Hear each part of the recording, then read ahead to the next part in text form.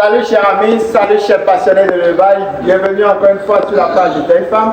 Ici nous parlons de l'élevage de porc, de poulet, de chèvre, de lapin, de la côte et de bien d'autres types d'élevage. Alors si vous êtes passionné de l'élevage, vous êtes au bon endroit. Ici nous parlons fréquemment, nous donnons fréquemment des informations, des astuces pour réussir dans votre différents types d'élevage. Alors aujourd'hui, j'aimerais qu'on s'entretienne un peu, ou du moins j'aimerais vous informer, vous donner quelques informations très importantes dans le domaine de l'élevage des porcs. Alors, la réussite d'un élevage de porc est essentiellement, pour ne pas dire principalement, basée sur l'alimentation. D'accord? La réussite de votre élevage va dépendre de ce que vous donnez à vos sujets, puisque c'est ça qui va refléter, c'est l'alimentation qui va se refléter directement sur le poids, le gain de poids de vos sujets. Puisque nous parlons de poids, le plus important ici, ce sera la prise de poids et pas la prise de n'importe quel poids. Il faut que ce soit un gain de poids vraiment intéressant pour rentabiliser votre élevage sur le long terme. Alors, en parlant d'alimentation, ici, vous voyez, vous aurez constaté déjà, c'est des porcs de près de 5 mois. Ici, à Téléfemme, le poids moyen de ces différents sujets est de 75 kg.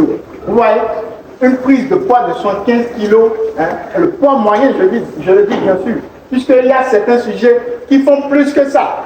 Donc c'est déjà très intéressant, c'est exceptionnel comme résultat. Et si on a atteint ce résultat, c'est parce que nous donnons une alimentation équilibrée, une bonne alimentation à ces différents sujets-là. Donc voilà un peu, si vous donnez, et si vous voulez réussir l'élevage de vos porcs, vous devez aussi vous aligner sur ce point-là. Vous assurer de donner des aliments adaptés, riches à vos sujets pour garantir, pour assurer leur croissance rapide et leur prise de poids. Parce qu'on ne parle pas uniquement de croissance ici, on parle surtout de prise de poids. Alors, si vous avez des difficultés à élaborer des formules alimentaires pour vos sujets, nous pouvons vous aider. Déjà, dans les commentaires, mettez les matières premières disponibles dans vos pays. Nous allons vous aider dans les prochaines vidéos à constituer des formules alimentaires adaptées à vos sujets pour garantir la réussite de votre élevage, pour garantir une prise de poids rapide de vos sujets. Nous sommes là pour vous aider, c'est notre objectif. Nous ne voulons pas réussir seuls dans ce domaine-là. Nous voulons que les jeunes, que ce mouvement-là prenne, pas seulement au Bénin, un peu partout en Côte d'Ivoire, au Niger, au Burkina Faso. De n'importe où vous nous suivez, vous pouvez joindre notre mouvement de développement de l'élevage en Afrique. Donc n'hésitez pas, mettez dans les commentaires les différentes matières premières disponibles dans vos pays pour vous proposer des formules alimentaires adaptées à votre élevage, à vos différents porcs.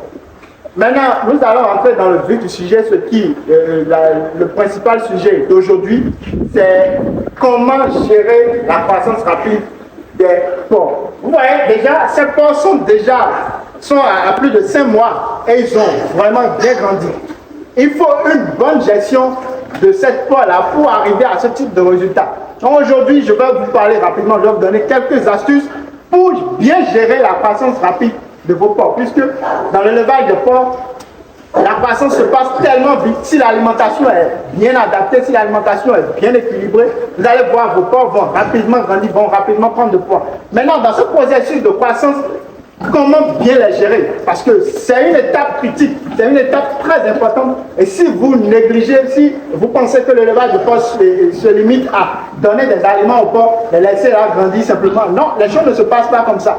La clé pour réussir l'élevage, pour réussir à mieux gérer, à bien gérer la croissance de vos sujets, c'est de leur fournir une alimentation équilibrée et adaptée. Et en parlant d'alimentation chez les porcs, l'aliment de base le plus utilisé, d'ailleurs ce que nous vous recommandons, c'est le maïs. D'accord? Dans les différentes formules que vous aurez à composer, le maïs va être présent. Pourquoi le maïs? Parce que le maïs est d'ailleurs une matière première disponible dans la majorité des pays africains. Ici au Bénin, il y en a à foison.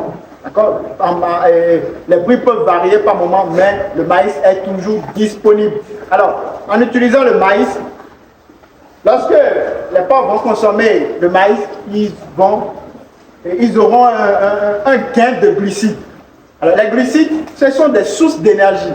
Et comme les sujets sont dans un enclos, ils ne dépensent pas trop cette énergie-là. Et cette énergie va se convertir en graisse. Ça va favoriser l'engraissement des sujets, l'engraissement des porcs. Et ça, c'est ce que nous voulons. Nous voulons que les porcs gagnent rapidement du poids pour pouvoir rentabiliser notre élevage. Donc, l'aliment de base de maïs est très très important. Il ne faut pas l'oublier. Et je tiens à préciser aussi, parce que nous voyons beaucoup de choses sur le terrain, je vais insister sur ça. Le maïs que vous voulez utiliser pour nourrir vos porcs doit être bien écrasé. Amenez le maïs au moulin. Si vous voulez faire l'élevage de porcs, assurez-vous de bien le faire. Ne tâtonnez pas. Faites les choses correctement si vous voulez avoir les résultats. Donc je le disais tout à l'heure, et je le répète encore une fois, amenez le maïs au moulin, écrasez-le correctement avant de donner ça à vos sujets. Sinon, si vous ne l'écrasez pas, vous aurez des problèmes de digestion et ça peut créer d'autres maladies. Ça fait des sources de dépenses qui vont potentiellement vous ruiner. Donc, évitez toutes ces histoires-là, faites les choses correctement et vous aurez de bons résultats. Alors, en dehors de l'aliment de base, il y a d'autres aliments que vous devez intégrer dans vos formules alimentaires pour vos porcs. Et en parlant d'autres aliments, les aliments que vous aurez à ajouter à l'aliment de base, qu'est le maïs, doivent notamment être riches en protéines. Quelques exemples d'aliments riches en protéines que vous pouvez intégrer, c'est le cas du soja et la farine de poisson. Nous utilisons beaucoup ces sources de protéines. Et en dehors des aliments riches en protéines et des sources de glucides que j'ai énumérées tout à l'heure, vous pouvez intégrer, d'ailleurs il est recommandé, je vous le recommande, d'intégrer des sources de minéraux et de vitamines dans vos formules alimentaires. Les aliments riches en protéines les aliments riches en vitamines et en minéraux vont aider vos sujets à bien développer leur ossature, à avoir une structure tissulaire bien solide pour pouvoir bien grandir normalement. Alors, chers amis, je tiens à rappeler que tous ces éléments, tous les différents aliments que je viens de citer, toutes les sources, que ce soit les sources de protéines, de minéraux, de vitamines ou bien de glucides, tous ces aliments doivent être composés dans des proportions bien déterminées, dans des proportions spécifiques en fonction des formules alimentaires que vous voulez adopter. Donc, il ne suffit pas de mélanger les aliments n'importe comment. Les sources de minéraux doivent être apportées dans une proportion spécifique en fonction de la formule alimentaire que vous voulez utiliser. C'est pourquoi depuis le début de la vidéo, j'insistais sur le fait que la formule à utiliser dépend des matières premières disponibles dans vos différentes régions. Donc, je le répète encore une fois, mettez dans les commentaires les matières premières disponibles dans vos localités pour que nous puissions vous proposer des formules alimentaires adaptées à vos sujets. Donc, voilà un peu. Alors, en dehors de l'alimentation, il existe d'autres paramètres encore dont il faut tenir compte pour bien gérer la croissance rapide des porcs. Et parmi ces paramètres-là, il y a la gestion de l'espace. Vous savez, les porcs sont des animaux qui aiment de l'espace. Et surtout quand ils grandissent. Un porc qui a déjà près de 75 kg ne peut pas rester dans un espace restreint. Donc si vous les entassez ensemble, il peut avoir des problèmes de stress et de bagarre, ce qui peut gêner les différents sujets, gêner la croissance, gêner l'épanouissement personnel de chaque individu, de chaque sujet. Donc, veillez à ces étapes-là, à ces détails-là, pardon.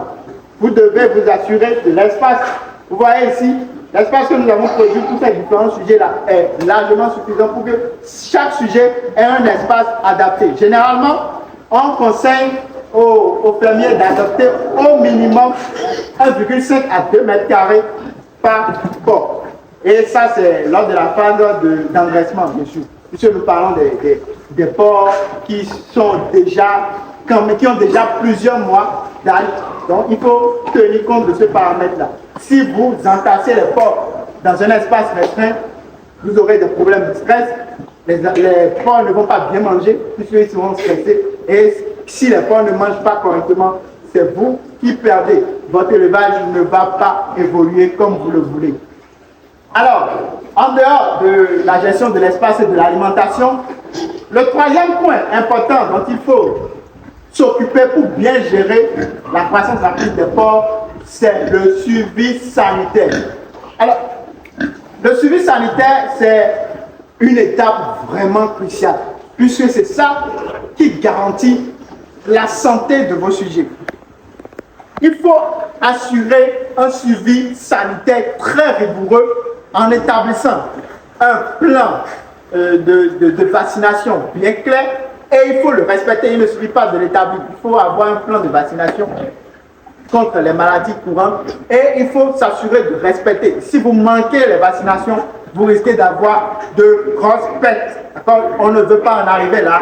C'est pourquoi il faut marquer cette date de vaccination au rouge sur vos calendriers pour ne pas les oublier.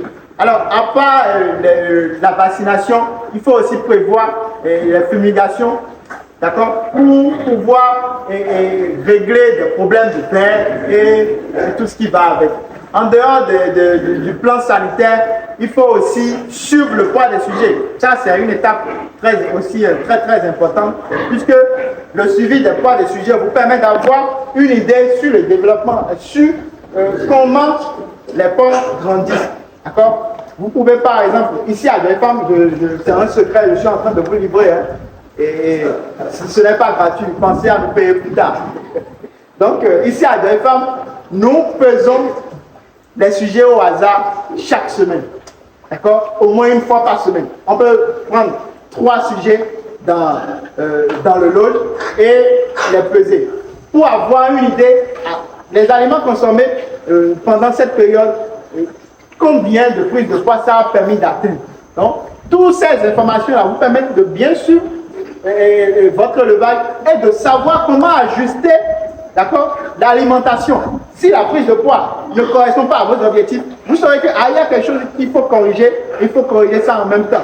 Maintenant, si la prise de poids est aussi excessive, vous saurez qu'il faut réajuster l'alimentation pour pouvoir optimiser votre élevage. Puisque l'objectif, ce n'est pas de nourrir les porcs à pète. Non, l'objectif, c'est de nourrir les porcs pour qu'ils soient bien dodus pour faciliter leur vente.